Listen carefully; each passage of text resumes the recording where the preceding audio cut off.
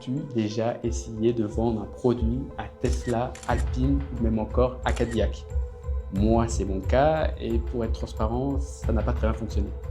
Mais pourquoi? Qu'est-ce qui cloche et surtout, qu'est-ce que j'en retire de cette expérience? Alors, pour la présentation, je m'appelle Jean-Daniel, j'ai créé une entreprise de maroquinerie pour hommes que je documente ici sur YouTube. Mon objectif, c'est vous partager mon expérience sur le terrain, mes réussites, mes galères et surtout les erreurs à éviter. Dans l'épisode d'aujourd'hui, après avoir récupéré mon porte-document, donc dans l'épisode numéro 3 chez l'Artisan, je vais aller directement à la rencontre des constructeurs présents lors du salon automobile d'octobre 2024, donc à Paris, afin de recueillir leur avis, qu'ils soient positifs ou négatifs. Sur ce, on se dit à tout de suite. Alors, le premier stand où je me suis arrêté, c'était celui de Devalier. Donc, c'est un constructeur jeune à taille humaine, donc, qui a été créé en 2019. Donc, Devalier, pour les connaisseurs, ils sont surtout distingués par leur choix de supprimer en fait l'assistance à la conduite pour vraiment offrir une expérience unique en fait à tout conducteur qui est vraiment centrée sur la maîtrise et le plaisir de la pure conduite. Leur voiture démarre à partir de 90 000 euros et je me suis dit donc c'était le client idéal pour intégrer un porte-document en cuir. Et la bonne surprise, c'est que j'ai réussi à échanger directement avec le PDG, qui est d'ailleurs très sympa, sur le stand. La mauvaise nouvelle, c'est qu'il m'a expliqué qu'ils fabriquent déjà leur propre porte-document, mais en continuant à échanger, il s'est montré potentiellement intéressé par un autre produit dont il m'a montré quelques références et qu'il aimerait quand même que je leur fasse une présentation d'ici quelques mois. Donc j'ai pu récupérer son mail afin qu'on puisse continuer à échanger. Je ne suis quand même pas resté trop longtemps car je sais qu'il est là pour vendre ses voitures et pas pour trouver les nouveaux fournisseurs. Donc, j'ai essayé d'être le plus rapide possible, me présenter, récupérer son mail et repartir.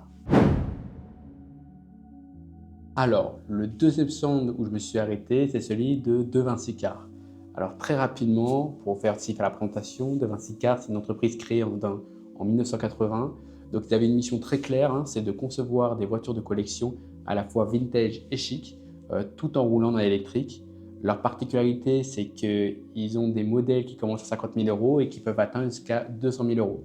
Et moi, ce qui m'intéresse, c'est que j'ai vu qu'ils ont aussi des intérieurs en cuir quand même très très jolis. Pour être honnête, ça ne s'est pas très bien passé parce que la personne que j'ai rencontrée sur place avait déjà travaillé dans une maison de maroquinerie dans le passé. Et autant te dire qu'il ne m'a pas vraiment fait de cadeau parce qu'il connaissait très bien ce secteur-là. Et en effet, le prototype relevait quelques défauts. Alors, pour être honnête, je n'ai pas été surpris. Je savais que mon prototype n'était pas parfait car il a été fait à la main par un artisan et contenait quelques imperfections. Je vous sens pas. Je me sens pas emballé. Ouais, Désolé. Mais c'est clairement une erreur de ma part car c'était un risque pour moi de me présenter avec un produit qui n'était pas terminé, surtout dans un secteur aussi exigeant que le luxe, que ce soit d'ailleurs dans la maroquinerie, mais que ce soit aussi dans l'automobile où la rigueur est une priorité absolue. Donc cette erreur, elle m'a clairement coûté en crédibilité.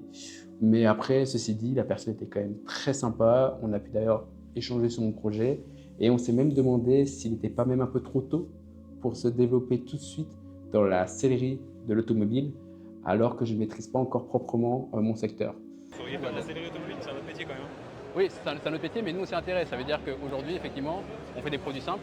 Par contre, si aujourd'hui on a des mesures, on a un cahier des charges de manière précise par rapport à… Donc, ce que j'en conclus, c'est que la prochaine fois que je démarcherai un prospect lors d'un futur salon, j'irai avec un produit fini, fait par un atelier ou par une usine.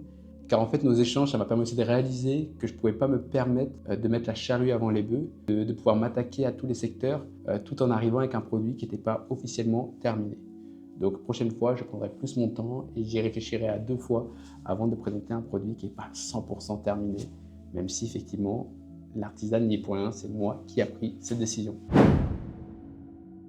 Alors, le troisième stand, c'était Cadillac. Alors là, ça va être très rapide, car Cadillac, c'est une entreprise américaine d'une valorisation d'environ 10 milliards d'euros. Autant te dire que pour rencontrer Gérard du service achat, bon courage.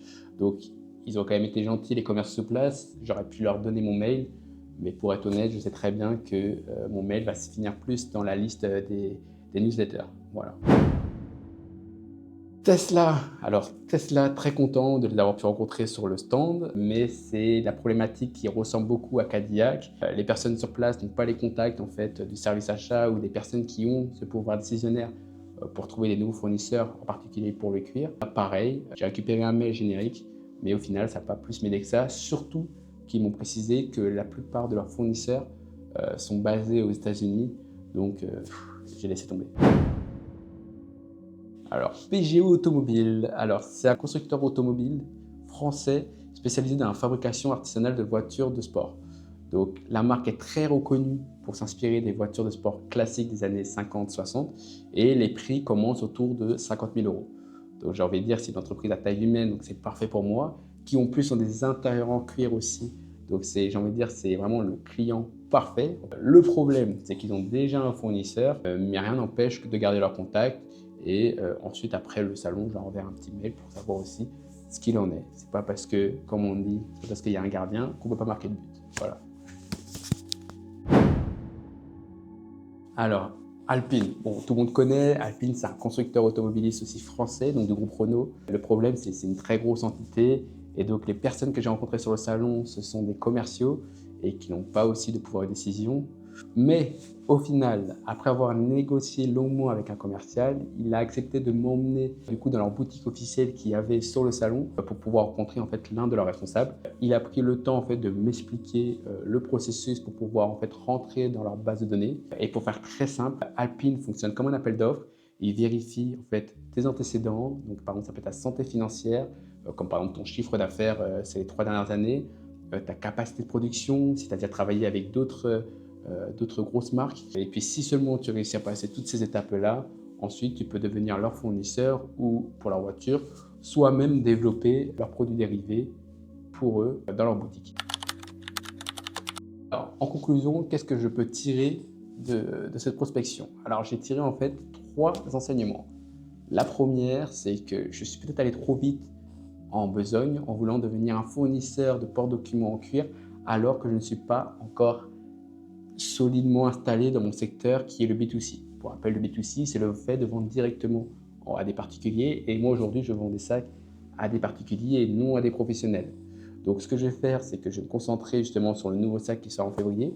Donc me concentrer vraiment sur un secteur aujourd'hui dont j'ai une meilleure expertise. Et ensuite, si demain, effectivement, je veux amener à me diversifier, à ce moment-là, je pourrais aller dans ce nouveau secteur de la sellerie qui demande en soi une vraie connaissance, une vraie expertise. Deuxième point, je ne présenterai plus à des professionnels un prototype qui n'est pas réellement terminé. En fait, j'ai voulu passer par une artisane parce que c'était beaucoup plus simple, beaucoup plus rapide et pour faire des modifications, c'est très bien. Par contre, le problème des artisanes, c'est que c'est fait à la main. Et pour se projeter auprès d'un professionnel, comme vous l'avez vu dans la vidéo, si c'est fait à la main, c'est qu'il y a des défauts. Et c'est compliqué en fait de convaincre un futur client s'il y a des défauts. Donc la prochaine fois, j'irai directement avec un produit terminé, prêt à la vente, pour que le client puisse se projeter plus facilement. Troisième point, j'ai compris qu'aller démarcher des très grosses entreprises, en fait, c'est une perte de temps et ça ne sert à rien. Parce que tout simplement, parce que si tu n'as pas les contacts pour aller démarcher, par exemple, le service achat, c'est très compliqué de mettre en avant son produit. Et surtout, même si demain, imaginons, Tesla me fait confiance et me fait une commande de 10 000 pièces, est-ce que je suis réellement dans la capacité de les produire? Parce que les produire, c'est une chose, mais surtout gérer les problèmes, car il y en aura toujours des problèmes. Est-ce que ça risque pas en fait de me mettre en danger? Donc voilà. Donc maintenant, ce que je vais faire, je vais commencer tout doucement par les petites entreprises, par les petites commandes, et seulement ensuite, j'irai des marchés les plus gros. Sur ce, j'espère que tu as apprécié ce ratage complet de ma prospection. Bon, même si je n'ai pas eu de commande, après tout, j'apprends à mes dépens.